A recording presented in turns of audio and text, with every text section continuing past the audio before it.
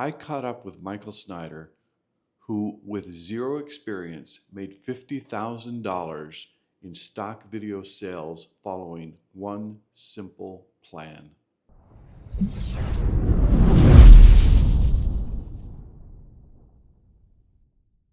Michael, how long have you been doing stock video?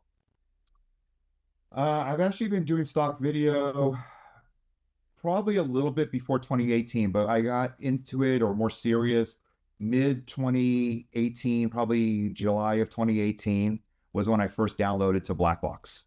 So you've been doing 6.5 years now, and in that time, how many clips? And what is your portfolio volume? Uh, I I'm just under about 7,100 clips. I'd say out of 7,100 clips, 98% of those are clips that I shot. I did a little bit of curation on my own, kind of for others, but it's a very, very small amount. Like I said, Mhm. 3%, but the majority of them are mine.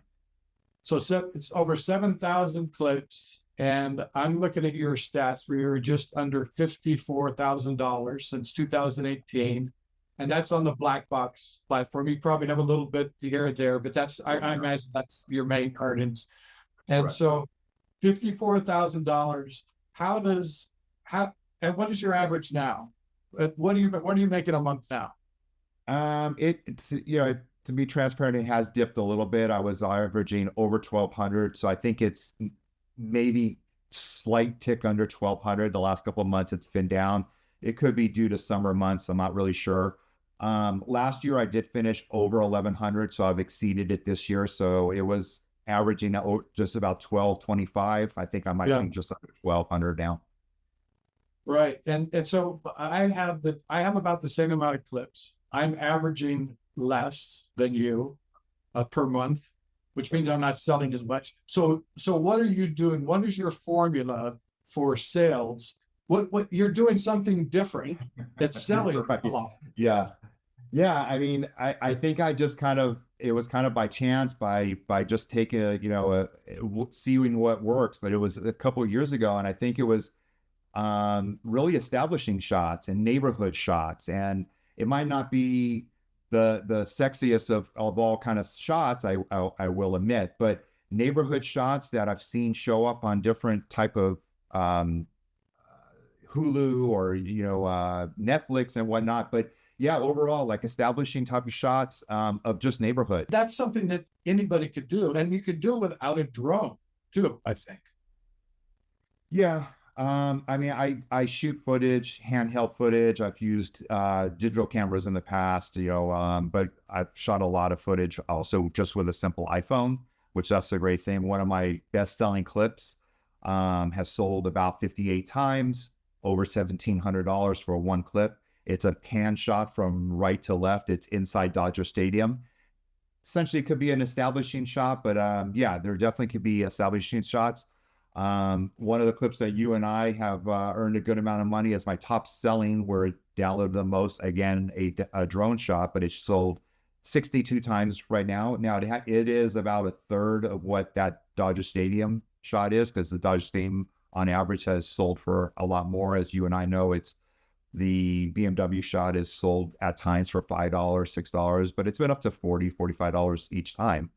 But yeah, I mean, I don't see why you couldn't do establishing shots in a creative way with handheld cameras. You don't always need the drone.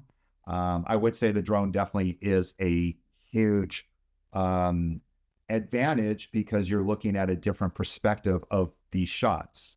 You always take uh, slow in, Right. slow out, up, descending, Yeah. and sometimes what do we call it? An orbit or Yeah. parallax. Yeah. Yeah. Paradox. And those shots that sell the most are really the forward, back, up, and down. Right. Those simple shots with no other movement are the ones that sell over and over again. Right. So you're a successful person with a career, a number of rental properties. Why would you care about earning $1,500 a month. I know that's a slight exaggeration, but why would you care about earning this money doing something that that you really don't need?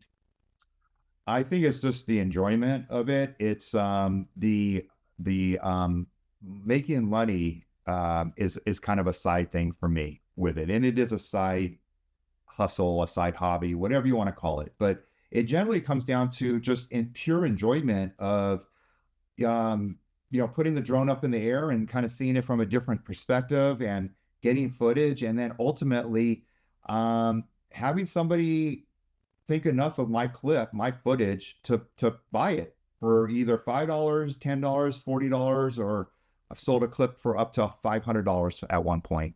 And it always amazes me after all these years later, 6.5, 7 years later, that I'm still able to sell footage at a good amount.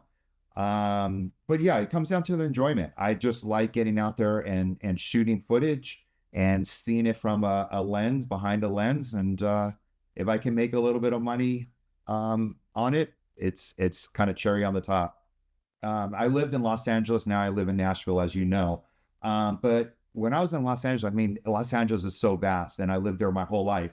But because of stock and then because of shooting, I got out and saw so many places in Los Angeles that I had never seen, first of all, that I probably wouldn't have seen, but it challenged me not only to get out in different parts of LA, to appreciate different parts of LA. Never seen these places in all the years that I have been in LA.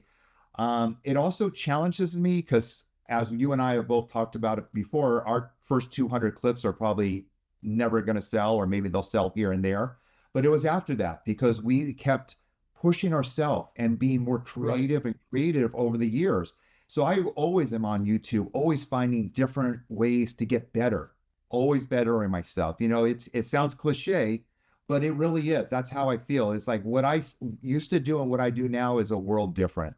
Seeing it from a different eye and challenging the way I do things. You and Tristan Turner, who lives in California, in the Mojave Desert. What's the name of that town he lives in? I can't remember. It was north of where I live, but yeah. Yeah. Both you and him, I've stayed in touch with. I have regular conversations with. We even do FaceTime and stuff together. It's kind of interesting, and we met in person one time. We've been friends for so long that it's hard to believe we shared one lunch together. Yeah, you and your wife have been in Los Angeles, and I wanted to meet you. It's just like, there's one thing we talk. We're on the computer, we talk, but yeah, it was like you were in town. If you had the time, and luckily, both of you did. So I appreciated that. So yeah, we met and had dinner, had lunch together, and it was a great time. But I would have thought that I would have friends all over the world. Yeah. That I met doing something that's usually considered kind of a solo career. Correct. Yeah. I think that's a huge benefit with Blackbox. First, you did mention the platform itself with the curation piece of it.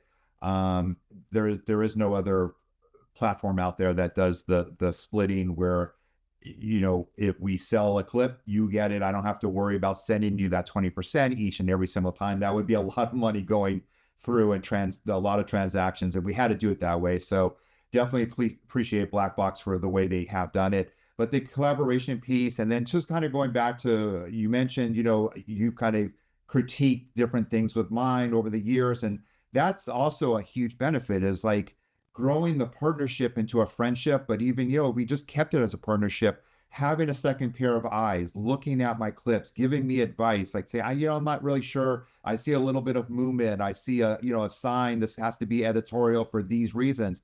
I really appreciate that feedback from you and other curators, because there might be things that I don't see all the time. So having the second pair of eyes, the collaboration piece, the way Blackbox is set up, I mean, there is no other platform like it. And I mean, I'll never, as long as Blackbox is around, I'll never stray away from that by any means, just because the way it's set up. Have you tried other agencies on your own? Yeah, I mean, I have a little bit of, I've gone through, done a little bit of the micro stock, other agencies, and I just always come back to Blackbox. I'm always uploading, on Blackbox. But I've tried to like, well, I already have the clips, and if it's not a partnership that Blackbox has, we can go outside of those, but respecting the ones that they do, and I don't put duplicate clips up there, of course, on the ones that they partner with, but any of these others. And it just seems like for the work, the return is just not worth it. And Sure. I think you can relate to that. Yeah, it's just I'd rather just continue to do what works for me, what works for us. Yeah. What would you summarize as your experience and your fulfillment for doing this? Yeah. Well, first and foremost, meeting you, Boyce. I mean, that's clearly, I've met other collaborators, creators. I've met Zoran. In the past, he's come to Los Angeles. I've actually met Pat, the founder of, Yeah. of Blackbox, in the very early years that I was first on Blackbox. Kind of same thing. He was in Los Angeles, and I took it upon myself, like, yeah, I want to meet you. Let's have coffee. We did. I met Pat. So that was nice. But yeah, it's the relationships is a big part of it. Is the relationships that I have either online. A lot of the curators that I've worked with have been great to work with. It's a huge benefit, so I can go out and shoot while curators are doing the piece that they love. It's pushing the creative side for me. And like I said earlier, of getting out and just, instead of sitting on the couch, I get out and I shoot. It's seeing different places. So I don't think I would have ever had that if I didn't have the want to go and shoot footage. I wouldn't have seen so many places in Los Angeles, and now that I'm in Nashville, so many places already in a short amount of time. So it's that, the money factor is definitely is up there. At night it pays towards my credit cards and the toys I can buy and all that. But there is definitely other things to it, no doubt about it. It's the relationships, it's the creative piece that I always had like a thirst for. So it's definitely those. It's been a wonderful relationship and a profitable relationship. And I just want to thank you for that. And I hope, and I'm sure that there's people watching this who will be motivated by how they can find a niche for them if they're interested in doing stock video or stock photography. Yeah, definitely. And I just want to say to you, Boyce, like, with the partnership we have, I thank you for that. It's been very rewarding as a friendship and a partnership that we have had. But I also want to take that extra step and thank you for your YouTube videos. I mean, all the years I've done them, I always still learn something from you. And I always make sure, I don't think I've told you this, but I always make sure to watch yours at night so I don't have any distractions. I set a time aside. So I see a new one show up maybe early in the day. I might be working and I'm like, I'm not going to watch your video right now. I will watch it later tonight. And I will say this, that it's kind of some of the things, the last video or the last things I'll watch before I go to sleep. So I will always make sure to put a special time together. But I do thank you for the videos that you have done over the years. They have, again, somebody that I've been doing this for 7-8 years, give or take, I still get something out of them. So I do appreciate them. I do thank you for them. It's greatly appreciated of what you are doing in the stock world.